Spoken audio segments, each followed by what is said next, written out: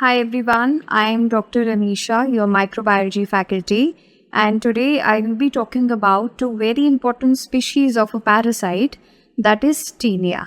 So the two important species that I will be talking about are Taenia saginata as well as Taenia solium, right?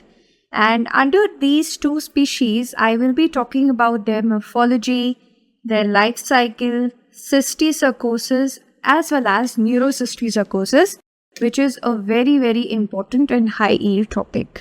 So now these tenias are classified under cystodes. And what are these cystodes? We have already spoken about a mnemonic taped tote bag. So these are like tapeworms, thin like tapeworms, and also they are segmented. So with C, we can always remember cystodes, right? So these are tapeworms and segmented, right? So these tenias would be responsible for two important manifestations in human beings. And what are these two important manifestations? First of all, tenias are responsible for intestinal teniasis, as well as they will be responsible for cysticercosis, right? These two important manifestations, and if in case CNS is involved, then we consider it as neurocysticercosis, right? So these are the three important manifestations we will be covering up. So now we have already spoken about the members of Taenia, that is Taenia saginata as well as Taenia solium. So Taenia saginata, it's a big word. It also stands for, or it is also known as beef tapeworm,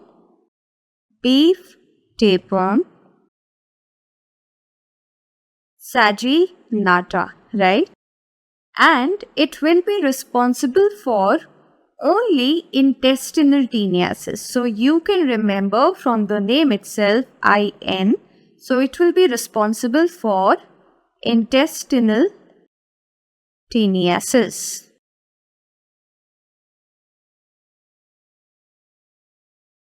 Right? And for Taenia solium, it is also known as pork tapeworm. Remember, solium, it's a smaller word, so it is also known as pork tapeworm, right? And it will be responsible for three manifestations. Majorly, firstly, of course, it is going to be intestinal teniasis, right? First manifestation. Second would be cysticercosis, and of course when it involves the brain or neural tissue or anything, brain parenchyma or spinal cord or meninges, anything, when nervous system is involved, then it is called as neurocysticercosis. Now, how do you remember that which parasite is going to be responsible for neurocysticercosis? It at times gets confusing, right? So I have a mnemonic, that is solium. It has a similar sounding effect of sodium, right? It sounds similar to sodium. Sodium stands for NaCl, right? So along with intestinal teniasis, we can also remember neurocysticercosis, as well as with C, we can remember cysticercosis. So it is solium which is going to be responsible for these three manifestations, whereas from the name itself we have derived that saginata or beef tapeworm would be responsible for intestinal teniasis, right? Now moving on to, firstly we will be discussing about Taenia saginata. It is beef tapeworm, right? So what is the mode of transmission going to be? Of course it is ingestion of contaminated beef, right? So humans will get infected by ingestion of contaminated beef.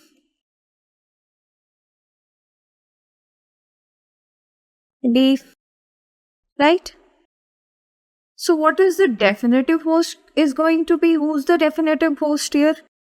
Remember, for both Taenia saginata and Solium, the definitive host is going to be the same, that is man.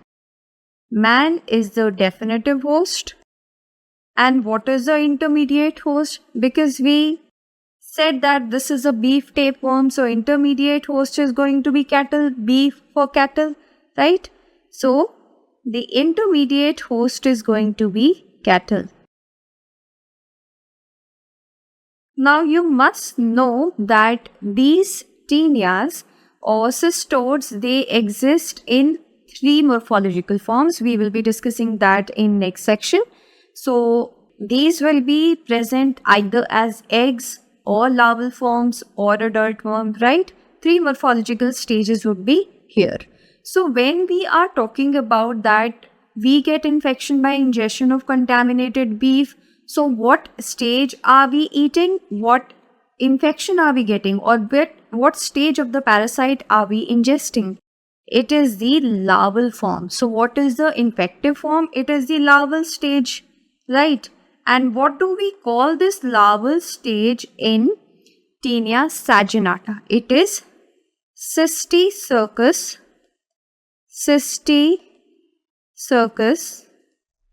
bovis.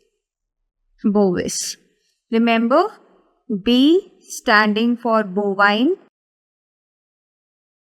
It stands for cattle, right? So Cysticercus bovis, it is the infective form, and this is the larval stage for getting intestinal taeniasis in case of Taenia saginata. And once we ingest this larval stage, so larval stage is going to convert into adult worm somewhat, right? If we are eating the larva, so these are going to turn or convert into adult worms, right? And these adult worms are going to fertilize and lay eggs. So what are we getting in our stool samples? So what is the diagnostic form going to be? It is going to be eggs. If we are eating the larva are going to transform into their next stages, and ultimately what will be released in feces? It is going to be the eggs. This you should remember. What is the infective form and what is the diagnostic form, right? So now when we spoke about the 3 morphological forms, this is the adult worm. See, these are thin like tape, and also they have a lot of segmentations. So these adult worms would be present in the small intestine. And where specifically? Jejunum and ileum. These adult worms will reside in small intestine. Now this next stage, it is the larval stage. Now this portion, if you can appreciate, this portion is the scolex or head, right? This has scolex. And of course, it will be covering up, it will be having some amount of fluid. This is the larval stage. It is a developmental stage, right? And then we have the third stage, that is the eggs. Eggs for cystodes we have already discussed. So these will have outer portion and an inner section. Outer portion, it is known as the embryophore,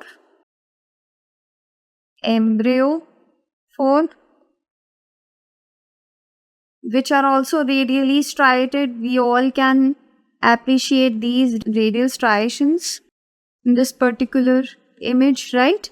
And the inner section or inner portion, it is the oncosphere,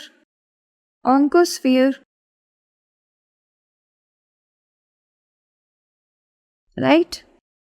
So now, a very, very important point for Taenia saginata, the scolex part, we must know how to differentiate between the head of Taenia saginata and Taenia solium.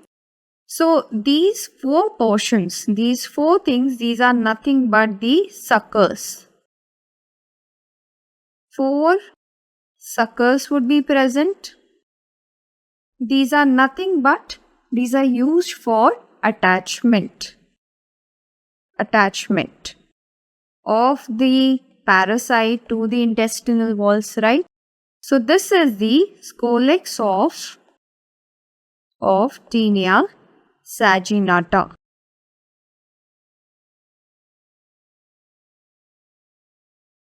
Right? So three morphological forms are present: adult, this larval stage, as well as the egg. Now discussing about the life cycle, how humans get infected and how eggs are transformed and they are considered as the diagnostic forms. So we must remember few things here. Life cycle of Taenia saginata is pretty much easier to remember.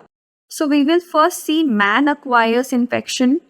Man acquire infection by ingestion of contaminated beef.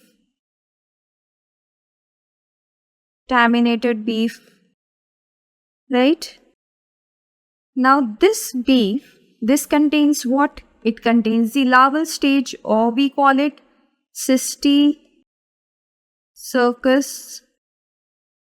bovis. Right? This is the larval stage. Now the scolex from this larva, the scolex or growing head from this larval stage, it exvaginates and it attaches to the intestinal wall, right? Attaches to intestine.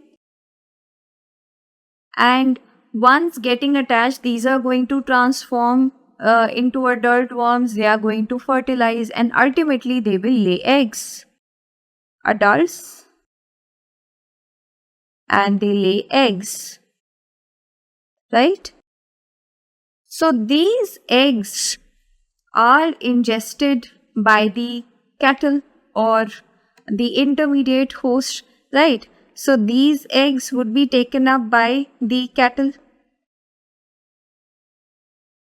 And from cattle intestine, they will be taken via circulation to different areas or muscles. They will be taken to the muscles of the cattle, where these larvae, the egg, of course, it is going to hatch first.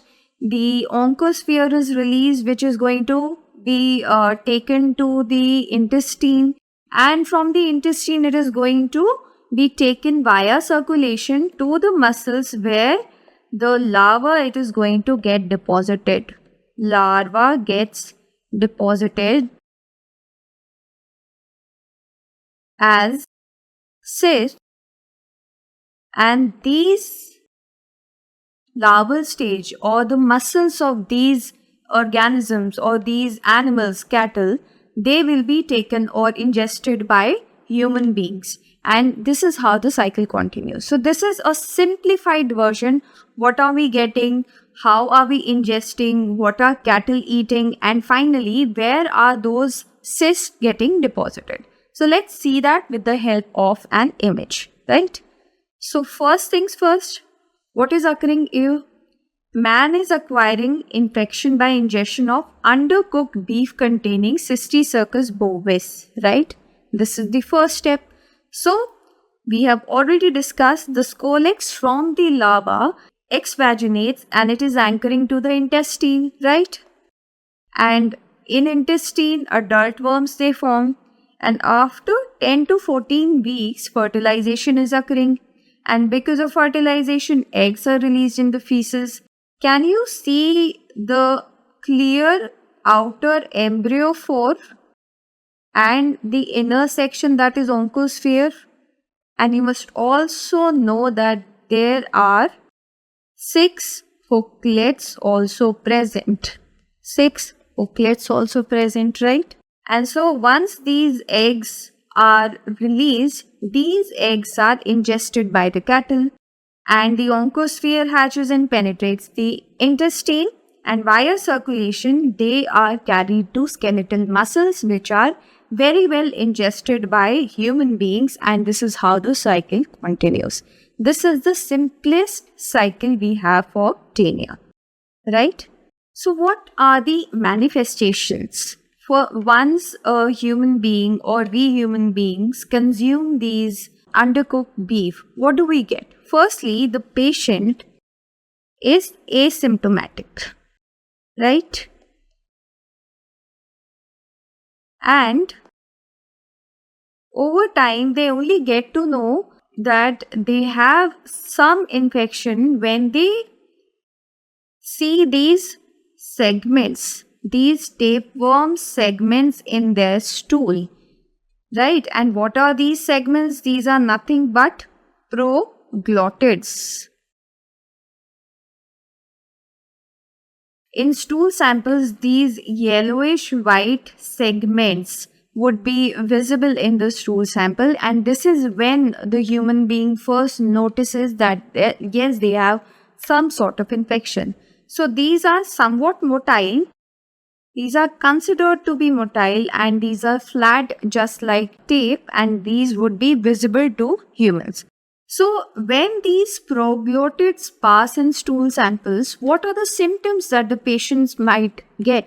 Firstly, they will have some pruritus. They can have some pruritus, right? Or anal itching would be there, right? They can have mild abdominal pain.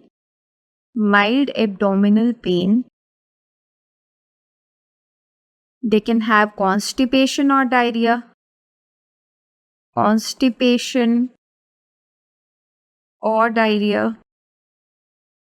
Right, all of these symptoms can be present in the patients, and in complicated cases, patient might also present with appendicitis. Rarely appendicitis. One thing is that patient would be able to appreciate these proglottids in the stool samples, which is not always the case in such infections. And secondly, once we see the macroscopy and microscopic image of the stool sample, we would be able to appreciate the passage of eggs, right? Eggs would also be seen in these stool samples of the patients, right? And one very important point about these eggs for Taenia saginata, it is a very important question which gets asked in your exams, that eggs of either of the following, that is Taenia saginata or Taenia solium, are acid fast. So which species give acid fast eggs, right? So for that, for you to remember, we can read that with the help of a mnemonic. Now saginata, we use a word sajan, a Hindi word for beloved, right? So imagine that Sajan eats a lot of beef and he gets acidity, right? So which egg is going to be acid fast? It is always Taenia saginata. Sajan is eating beef and he is getting acidity because of it. So saginata gives, their eggs are acid fast. A very, very important question. It's the Taenia saginata eggs which are acid fast in nature. Always remember it, right? Now talking about Taenia solium. Solium is also known as Pork tapeworm.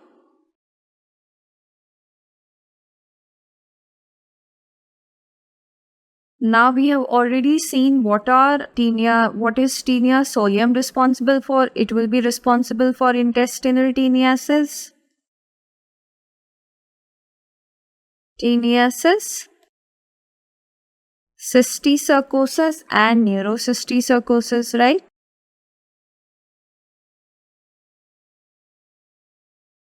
Now for intestinal teniasis, it is very important for you to pay attention at this part.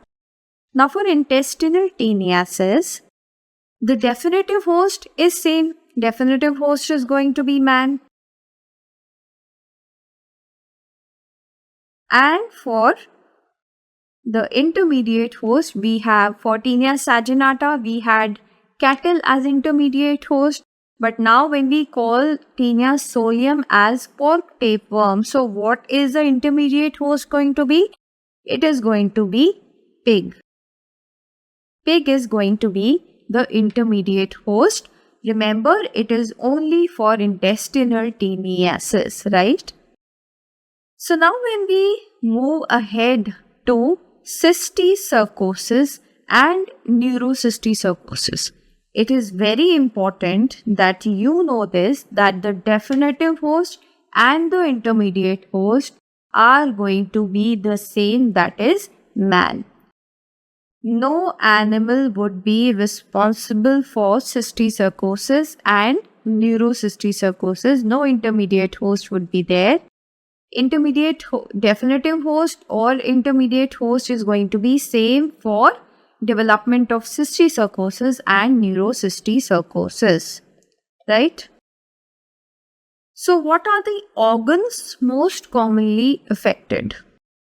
So if we say cysticercosis, so what are the organs which are going to be affected? Firstly, it is going to be muscle. Then it is going to be CNS.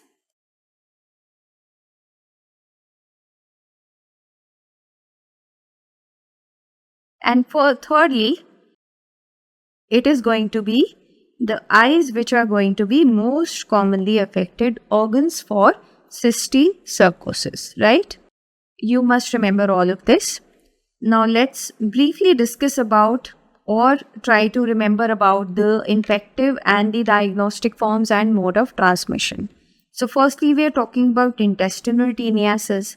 So infective form, as we spoke about intestinal teniasis in case of Taenia saginata, infective form here, it is also going to be the larval stage, right? So what is the larval stage for intestinal teniasis in Taenia solium?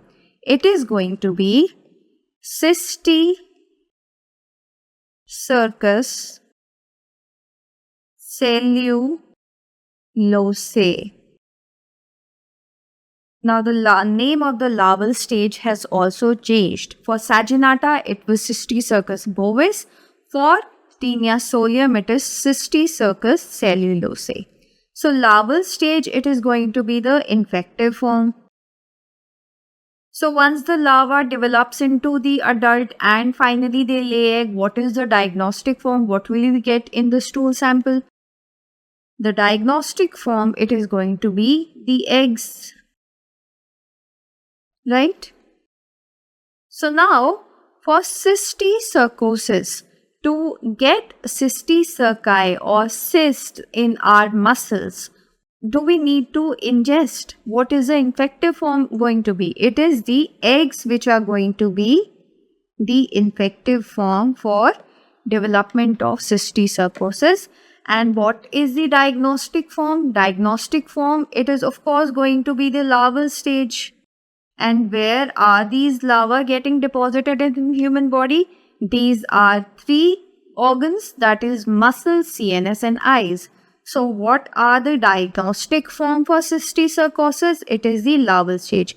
If we consume eggs, we are going to get larval stage, some developmental form in our body, and if we consume larva, the adult worms are going to lay eggs, which we will be getting in our stool samples, right? So it is quite the opposite, right? So the diagnostic forms are going to be the larva, which is Cysticercus cellulose. And what is the mode of transmission for intestinal teniasis? We have already discussed. It is ingestion of contaminated, for solium it is pork. Ingestion of contaminated pork. And for you to ingest some eggs, you need to have some kind of food, which is food or water, which is contaminated with eggs, right? So mode of transmission for cysticercosis, it is going to be ingestion of contaminated food and water. So it is not going to be the skeletal muscles which we are consuming in order to get those eggs. It is going to be contaminated food and water which we are going to ingest. One mode of transmission for cysticercosis is going to be this ingestion of contaminated food and water. The other mode of transmission, a very, very important point, that is auto-infection. So two modes of transmission for cysticercosis: ingestion of contaminated food and water and auto-infection. Auto-infection can be external and internal. We will be seeing that in the life cycle. So another important image we must remember, this is the scolex of Taenia solium. Remember, because of this particular structure, we must be able to differentiate between the two scolices, right? So these we have already discussed in Saginata. They have 4 suckers, right? These are also going to have 4 suckers. Along with 4 suckers, Taenia solium is going to have a structure which is called as rostellum, a single apical structure which is present, which was also going to have 2 rows of hooklets. Can you appreciate these 2 rows? These hooklets in one row, and have another row which is also going to have so many hooklets. So this rostellum will also have 2 rows of hooklets. And this is the structure which is going to, firstly, suckers are there to help in attachment, right? So these rostellum would be responsible, along with hooklets, would be responsible for attachment as well as penetration of the intestinal walls. Penetration of intestinal walls. And because of this structure, because of rostellum, the Taenia solium is also known as armed tapeworm. Armed tapeworm.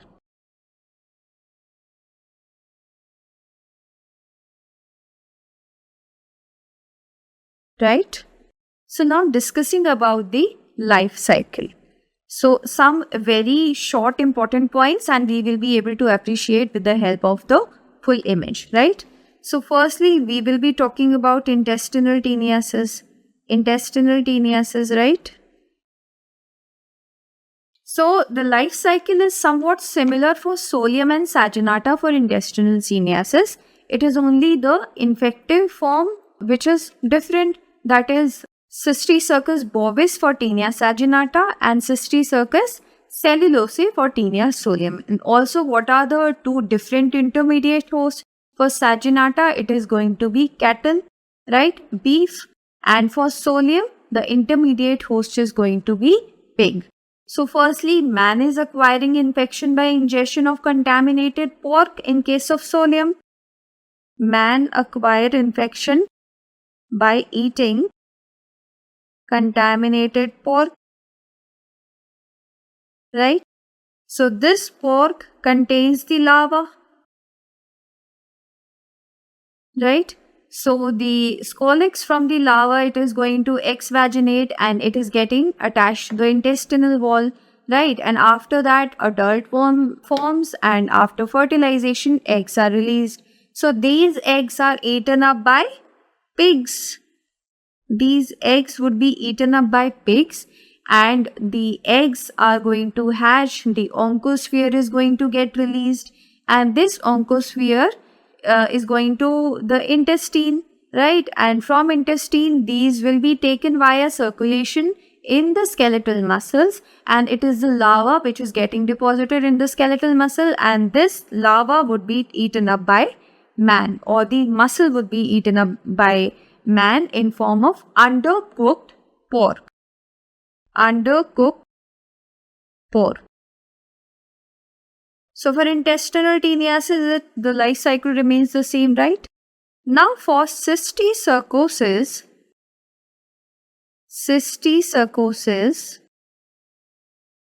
we have already discussed the mode of transmission for cysticercosis. It is the ingestion of contaminated food and water, right? Ingestion of contaminated food and water. And third and fourth mode of transmission are auto-infections. One is internal auto-infection, right? And how does that occur?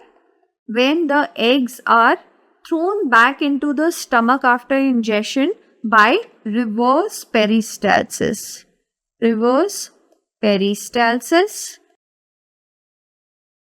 And fourth mode of transmission for development of cysticercosis can be external auto-infection.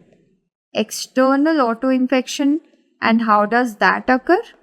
That can be because of unhygienic practices in human beings, right? So contaminated fingers, via contaminated fingers, we can very well get, or because of unhygienic practices, we can get the infection, and this would be called as auto-infection.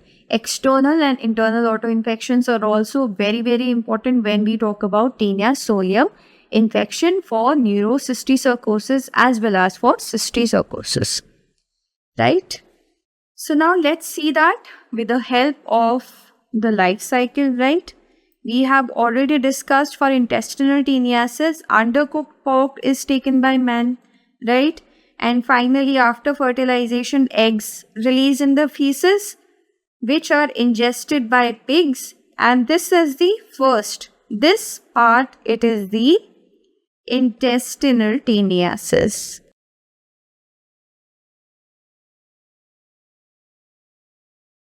This is part 1. Second part which we discussed was by ingestion of contaminated food or water with eggs. So man is taking this. Pig is not involved for cysticercosis. So ingestion of contaminated food or water is occurring with eggs, right? So oncosphere from the egg is hatches and it penetrates the intestine, and via intestine it develops into the cysticerci in man. So how are these oncospheres getting inside our body or getting developed as small cysts? These are taken via portal circulation to different organs in our body, and it is there where these develop into the larval stages, right? So cysticerci in man, they would be seen in CNS, eye and muscle we have seen. Do not forget to see this elevated portion in the center, which is called as the rostellum, right? So we are talking about Taenia solium. So this was the second part where we are ingesting contaminated food and water. Now third part, it is the external autoinfection we have discussed, where by unhygienic personal habits we can very well get these eggs, or we can ingest these eggs, and the rest of the cycle is going to be the same, where the oncosphere is hatching and these larvae are getting developed in our body. And fourth, of course, it is the internal autoinfection, where the eggs are thrown back to stomach by reverse peristalsis, right? And rest of the cycle is same. So this part is somewhat complicated for Taenia solium because we are dealing with two very important manifestations for cysticercosis and neurocysticercosis, right? So what are these cysticercus cellulosae?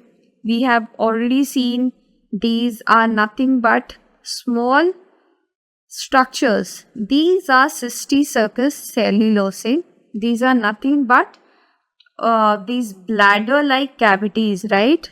So these are around 0.5 to 1.5 centimeter in size. These can be yellowish white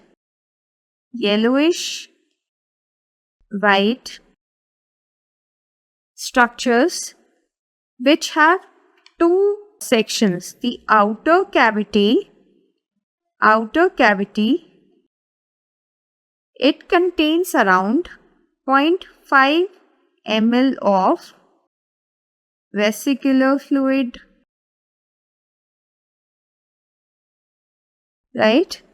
And the inner cavity, it contains the growing head or scolex. So this is the diagrammatic depiction of the cysticercus cellulosae. So what do we see? So this is the cyst, right? It is spherical, mostly spherical, or these can also be oval in shape, right? So this outer structure, this is a very thin membrane via which it is getting attached with the human structures like muscle or eye or brain. This is a very thin film-like structure which is present. So this outer portion, this outer cavity, this contains the vesicular fluid, right? And this inner structure, can you appreciate this head? This is the head, and this small apical structure is the rostellum, and we have 4 suckers. And this spiral structure, it is nothing but the spiral canal. So this is the larva or cysticercus cellulosae. This is the internal structure, a very, very important structure which often gets asked. So this is the actual image of the cysticercus cellulosae. Can you imagine, can you see, appreciate this bladder-like cavity which is covered by a very thin layer, and it has a central yellowish portion which is nothing but the growing head. It is nothing but the growing head or scolex, right? So this is the cysticercus cellulosae. Now, mostly cysticerci, they get deposited in the brain.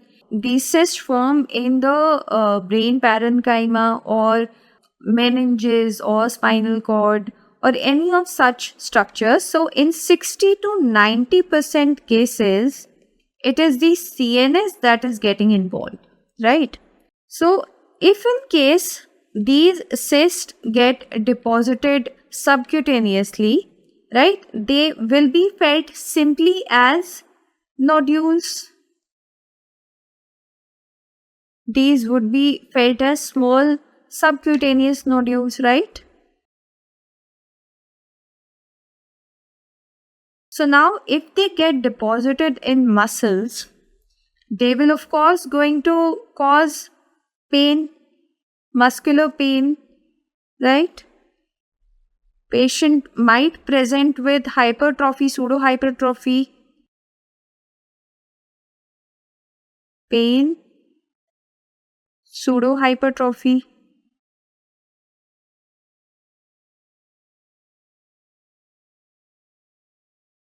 right?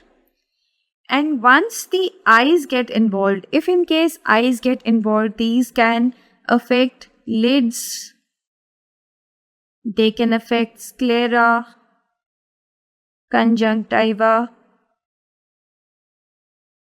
Any of these parts can be affected, and because of which patient might have diplopia.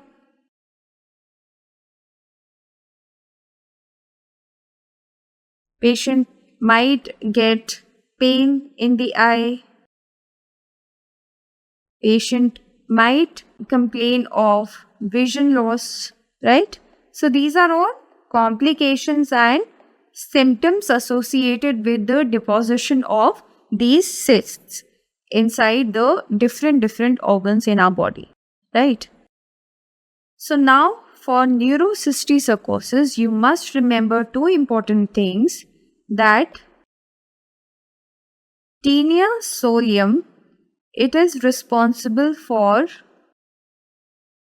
most common cause of CNS parasitic infection,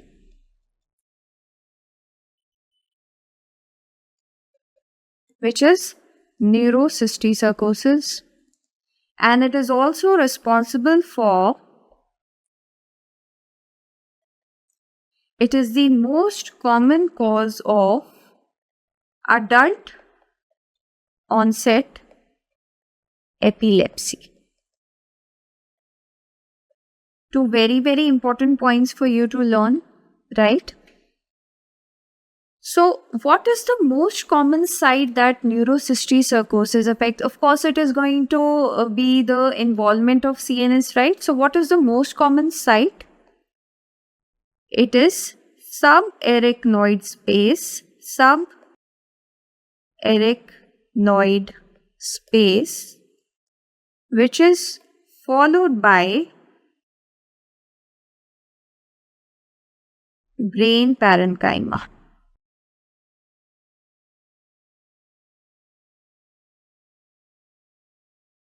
Which is followed by brain parenchyma, right? So when it is affecting the nervous system, so it can be, we can very well say that in a different tone or term, that is parenchymal, as well as extraparenchymal involvement. Extraparenchymal means it can be meninges,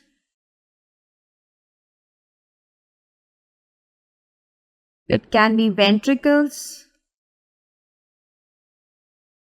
and it can be spinal cord, right?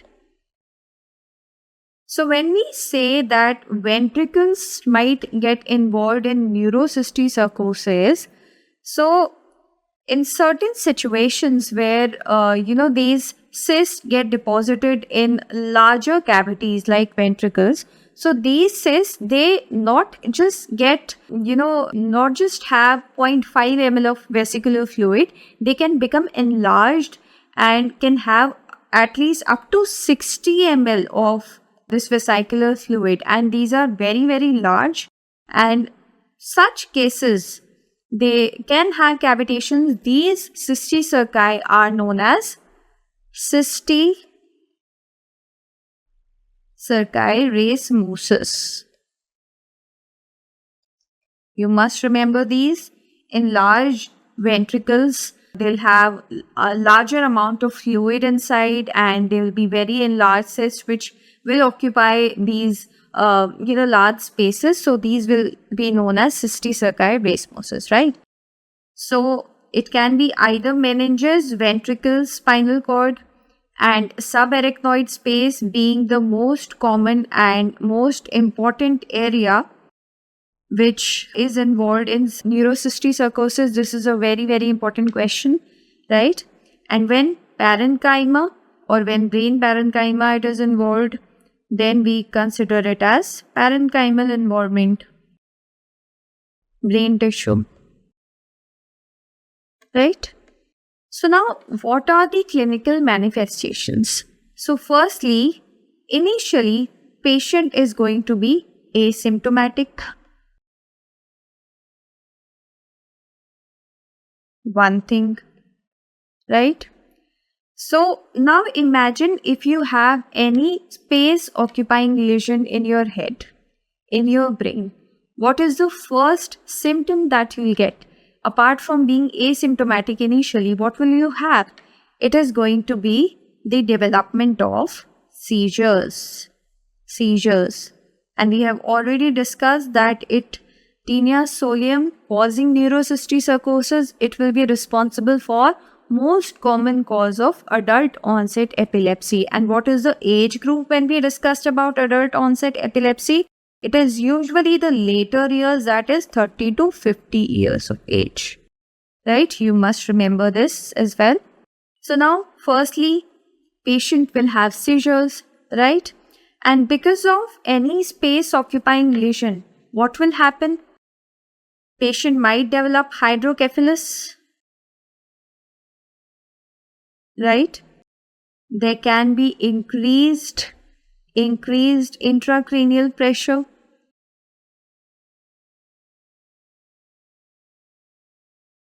Intracranial pressure might be increased, right?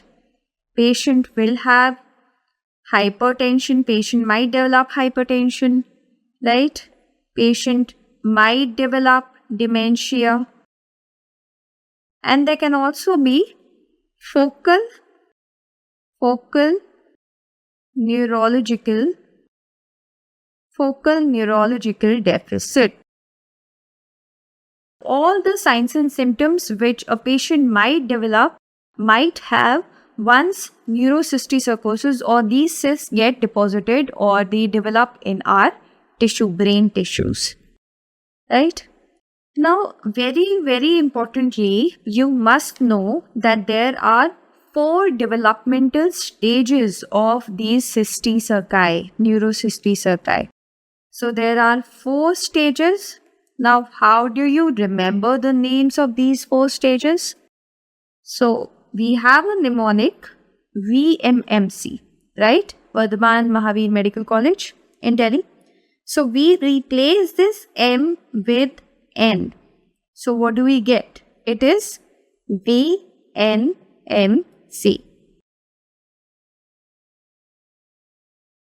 We replace both the M's with N, right? So, first stage, it is vesicular stage. And why do we call it vesicular? Because there will be vesicular or vesicle fluid inside, which we discussed. It is around 0.5 ml of fluid present, right? And the inner portion will have what? The growing scolex. So, first stage, it is the vesicular stage, V. The second stage, it is going to be necrotic stage. Stands for necrotic stage. The third stage, it is going to be nodular. And the fourth stage, it is going to be C for calcified. Right? So, there are 4 stages, V, N, and C. Right? So, when we say that we must know the stages or different developmental stages in neurocysticercosis, why is it important? It is important because it helps us diagnose, the clinical features or stages or the prognosis for such patients, right? So the clinical features majorly depend upon, first of all, they will be depending upon the number of cysts, right? They will be depending upon the stages. If it is going to be a live stage or a vesicular stage or any other necrotic stage, there is going to be inflammation, and because of inflammation, patient will have more symptoms because of it, which might lead to focal neurological deficit, right? So number of cysts, then site is very important. Site is very, very important. So all these clinical features would be dependent upon so many features, right? So it is very important to know the stages of different for these neurocysteine cirrhosis. So a brief discussion about the lab diagnosis. So for intestinal teniasis, of course, we are going to do stool examination, and for stool examination, we would be seeing the macroscopy and microscopy, right? Macroscopically, we can appreciate proglottids, and microscopically, we can get what? We can get eggs. These eggs will be present with 6 hooklets. 6 hooklets would be present. So for appreciation of eggs or to get higher yield, so we'll be requiring multiple stool samples. Multiple stool samples would be taken, right? And we can also do concentration techniques for getting higher yield of eggs, right?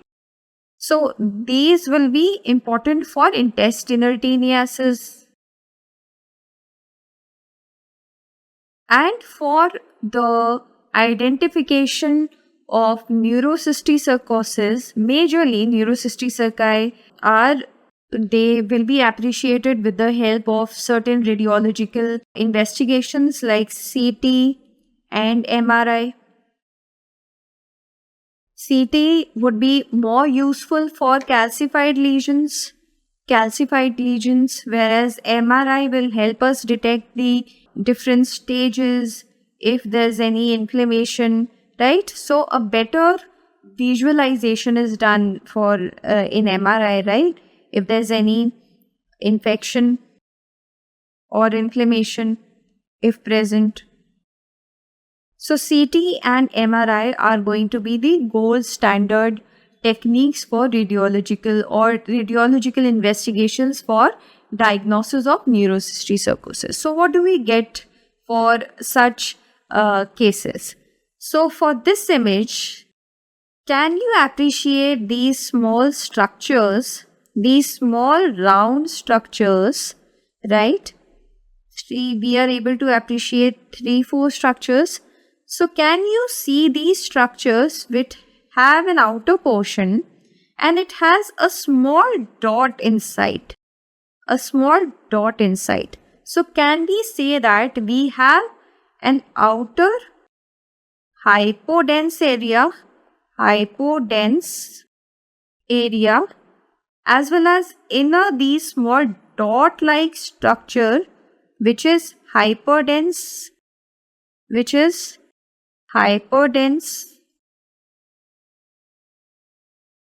So this is nothing but the vesicular stage where this hyperdense area, this dot-like structure, it is nothing but the growing scolex. This is nothing but the growing scolex, and this hypodense area, which is less visible, which is less, it doesn't have lot of visibility. Hypodense area, this structure, this area, this is nothing but it contains the vesicular fluid, right? So this is nothing but the cysticerci which are deposited in the brain parenchyma. In the very first image, we can appreciate that.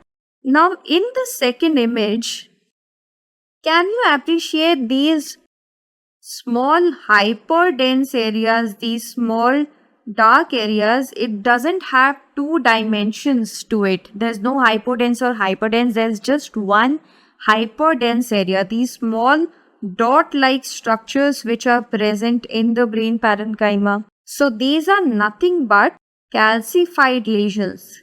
Calcified neurocysticercosis or calcified lesions. Also a stage for neurocysticercosis. So these are nothing but the calcified cysts which are present in the brain parenchyma, and these give a very important sign which is known as starry sky appearance. Starry sky appearance in neurocysticercosis, which stands for nothing but the calcified stage.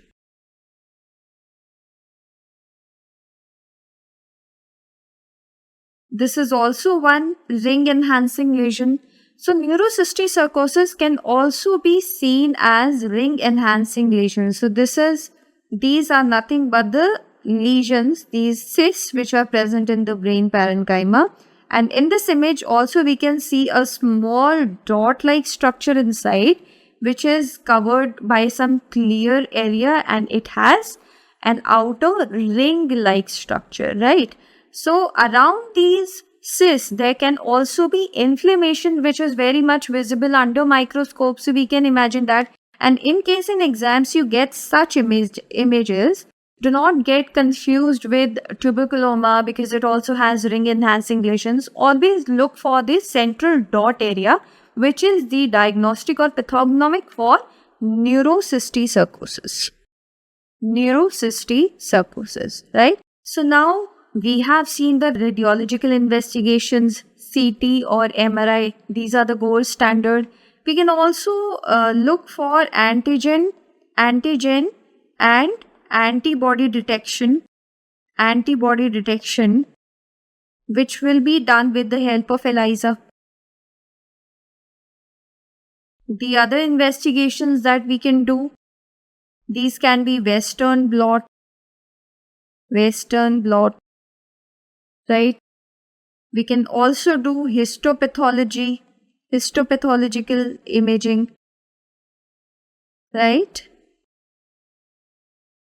And for muscle tissue, we can also take FNAC samples and we can see the development of these cysts in the muscles or skeletal muscle tissues. So these are the major investigations that we can do for the diagnosis of neurocysticercosis. But if given a radiological image, you should be able to appreciate these small dot-like structures inside, these small round cysts present in the brain parenchyma, and we would be easily able to identify the case of neurocysticercosis. So this was about Tinea solium and saginata. Thank you.